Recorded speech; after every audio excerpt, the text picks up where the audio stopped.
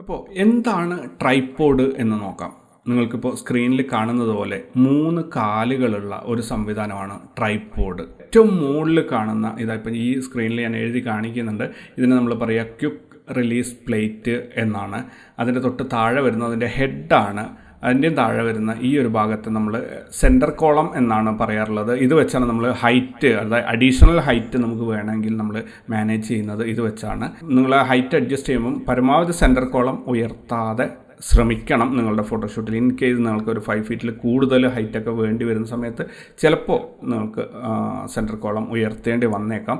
ഈ കാണുന്ന ഈ റൊട്ടേറ്റ് ചെയ്യുന്ന ഈ ഇത് ഉപയോഗിച്ചിട്ടാണ് അത് ടൈറ്റ് ചെയ്ത് വയ്ക്കുക. ഉയരം എത്രയാണോ വേണ്ടത് ആ ഉയരത്തിലേക്ക് ലൂസ് ചെയ്തിട്ട് ഉയർത്തുക, എന്നിട്ട് അവിടെ തിരിച്ചു മുറുക്കി ടൈറ്റ് ചെയ്യുക. അതിൻ്റെ താഴെ കാണുന്നത് ഇതിനെ നമ്മൾ ലെഗ് ലോക്ക് എന്നാണ് പറയുക. ചെറിയൊരു ഉയർത്തി മാറ്റാൻ പറ്റുന്ന ചെറിയ ലോക്കുകളാണത്. ആ ലോക്ക് ഉയർത്തിയിട്ട് നമ്മൾ കാലുകൾ സ്പ്രെഡ് ചെയ്യും, എന്നിട്ട് അത് വീണ്ടും ലോക്ക് ചെയ്ത് വയ്ക്കും. അപ്പോൾ പിന്നെ അവിടെ തന്നെ നിന്നോളും, അങ്ങോട്ടും ഇങ്ങോട്ടും ചെരിഞ്ഞു പോകാതെ നിന്നോളും.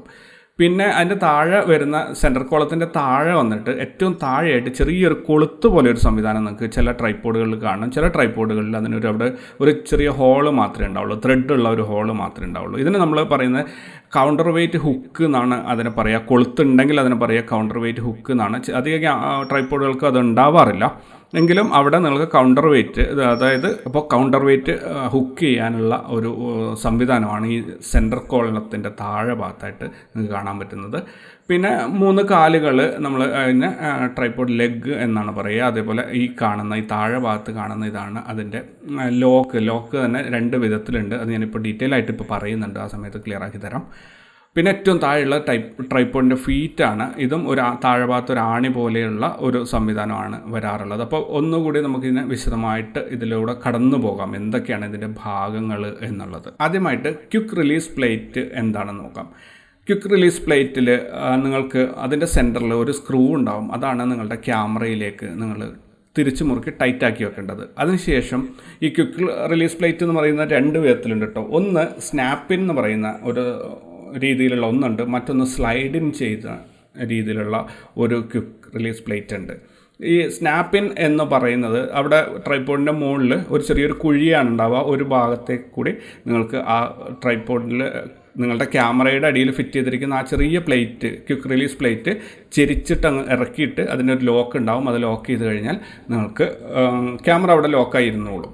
ഇനി സ്ലൈഡിങ് ടൈപ്പ് ബേസ് പ്ലേറ്റ് ആണെങ്കിൽ ആ ട്രൈപോഡിൻ്റെ മുകൾ ഭാഗത്ത് ഒരു 2 ചാലുകളാണ് ഉണ്ടാവുക. അതിലൂടെ നിങ്ങൾ ക്യാമറയിൽ ബേസ് പ്ലേറ്റ് ഫിക്സ് ചെയ്തിട്ട്, ബേസ് പ്ലേറ്റ് എന്നുകൊണ്ട് ഞാൻ ഉദ്ദേശിക്കുന്നത് ക്വിക്ക് റിലീസ് പ്ലേറ്റ് ആണ് കേട്ടോ. കാരണം നമ്മൾ കേരളത്തിലൊക്കെ കൂടുതലും പറയുന്നത് ബേസ് പ്ലേറ്റ് എന്നാണ്. അപ്പോൾ ക്വിക്ക് റിലീസ് പ്ലേറ്റ് നിങ്ങളുടെ ക്യാമറ അടിയിൽ ഫിറ്റ് ചെയ്തിട്ട് ഈ ട്രൈപോഡിൻ്റെ മുകൾ ഭാഗത്തുള്ള ഈ ചാലിലോട്ട് അത് ഇറക്കിയിട്ട് നേരെ തള്ളി മുന്നോട്ട് വയ്ക്കുക, കൃത്യം നടുക്കാക്കി വെച്ചിട്ട് അതിൻ്റെ സൈഡിൽ ഒരു ലോക്ക് ഉണ്ടാവും. ആ ലോക്ക് ചെയ്ത് കഴിഞ്ഞാൽ ക്യാമറയും ട്രൈപോഡിൽ ഉറച്ചിരുന്നോളും. അപ്പോൾ ഇങ്ങനെ 2 വിധത്തിലാണ് ക്വിക്ക് റിലീസ് പ്ലേറ്റുകൾ ഉള്ളത്. ഓക്കെ, അപ്പോൾ ക്വിക്ക് റിലീസ് പ്ലേറ്റുകൾ സ്നാപ്പിൻ ടൈപ്പാണോ നല്ലത് അല്ലെങ്കിൽ സ്ലൈഡിങ് ടൈപ്പാണോ നല്ലത് എന്ന് ചോദിച്ചു കഴിഞ്ഞാൽ ഓരോ ബ്രാൻഡും അവരുടേതായ രീതിയിലാണ് അത് നിർമ്മിക്കുന്നത്. പക്ഷേ ഏറ്റവും കൂടുതൽ പ്രൊഫഷണൽ ലെവലിലുള്ള എക്യുപ്മെൻറ്റ്സ് നിങ്ങൾക്ക് സ്ലൈഡിങ് ഇൻ ചെയ്യുന്ന ടൈപ്പിലുള്ള ക്വിക്ക് റിലീസ് പ്ലേറ്റുകളാണ് കാണാൻ പറ്റുക. പിന്നെ ക്വിക്ക് റിലീസ് പ്ലേറ്റുകൾ നോക്കുമ്പോൾ നിങ്ങൾ ശ്രദ്ധിക്കേണ്ടത്, നിങ്ങൾ വില നോക്കിയിട്ട് ട്രൈപോഡ് വാങ്ങുന്നതിനേക്കാളും നല്ലത് നിങ്ങൾ ഇങ്ങനെയുള്ള സ്പെസിഫിക്കേഷൻ നോക്കി വാങ്ങിക്കുകയാണെങ്കിൽ വില ഒരല്പം കൂടുതലാണെങ്കിലും പലപ്പോഴും നിങ്ങൾക്ക് ഒരുപാട് പ്രശ്നങ്ങളിൽ നിന്നും മാറി നിൽക്കാൻ പറ്റും. ഉദാഹരണത്തിന് ഞാനിപ്പോൾ ഈ ക്വിക്ക് റിലീസ് പ്ലേറ്റിൻ്റെ കാര്യം തന്നെ പറഞ്ഞുതരാം. ഞാൻ ഉപയോഗിച്ചുകൊണ്ടിരുന്നത് മാൻഫ്രോട്ടോയുടെ ഒരു ട്രൈപോഡായിരുന്നു.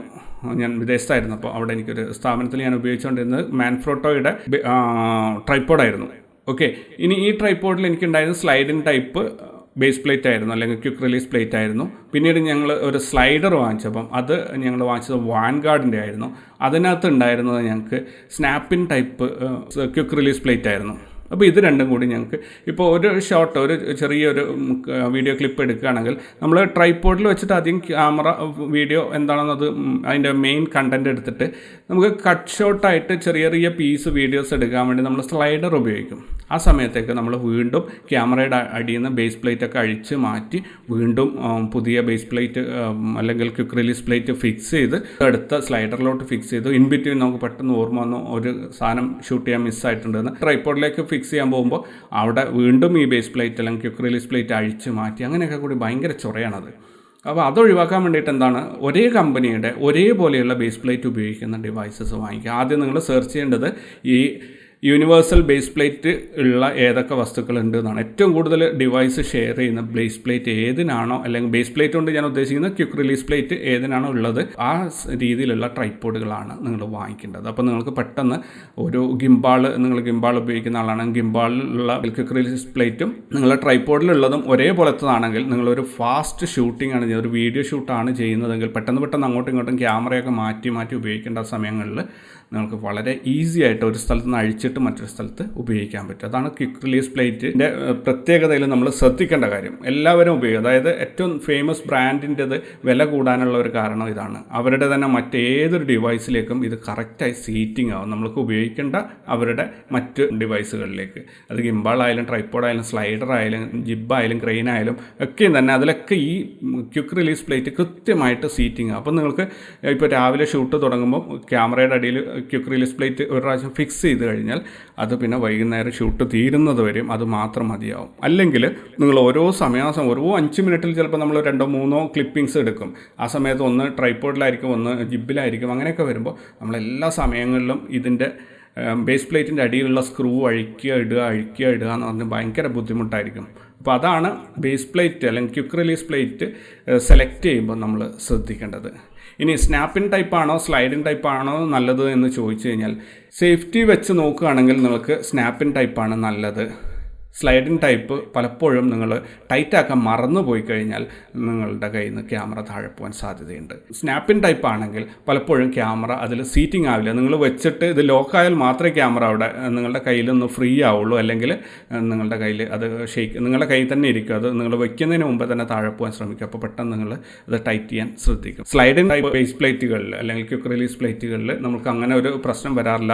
അത് ടൈറ്റ് ചെയ്തില്ലെങ്കിലും അറിയാതെ നമുക്ക് കൈ വിട്ട് കഴിഞ്ഞാൽ ക്യാമറ അവിടെ ഇരിക്കും. പക്ഷേ പിന്നീട് ഒന്ന് അനങ്ങുമ്പോഴായിരിക്കും സ്ലൈഡായിട്ട് അത് പുറത്തോട്ട് മൂക്കും കുത്തി വീഴുന്നത്. ഇതാണ് ക്വിക്ക് റിലീസ് പ്ലേറ്റുകളെ കുറിച്ച് പറയുമ്പോൾ ശ്രദ്ധിക്കേണ്ടത്. ക്വിക്ക് റിലീസ് പ്ലേറ്റുകൾ നേരെ നമ്മൾ ഘടിപ്പിക്കുന്നത് ഒരറ്റം നമ്മുടെ ക്യാമറയുടെ അടിയിലാണ്, ഒരു സ്ക്രൂ കൊണ്ടാണ് അത് നമ്മൾ മുറുക്കുന്നത്. അത് സാധാരണയായിട്ട് ഒരു കോയിൻസ്, നമ്മുടെ ₹1 നാണയം കൊണ്ട് കൃത്യമായി ടൈറ്റ് ചെയ്യാൻ പറ്റുന്ന രീതിയിലാണ് അതിൻ്റെ സ്ക്രൂകൾ ഡിസൈൻ ചെയ്തിട്ടുള്ളത്. ഏറ്റവും കൂടുതൽ ആൾക്കാരുടെ ഫോട്ടോഗ്രാഫേഴ്സിൻ്റെ കയ്യിൽ പഴയ ഇന്ത്യൻ റുപ്പീസിൻ്റെ 25 പൈസയുടെ നാണയം കയ്യിലുണ്ടാവും. വളരെ നല്ല ഒരു ഉപകാരപ്പെടുന്ന ഒരു കോയിനാണത്.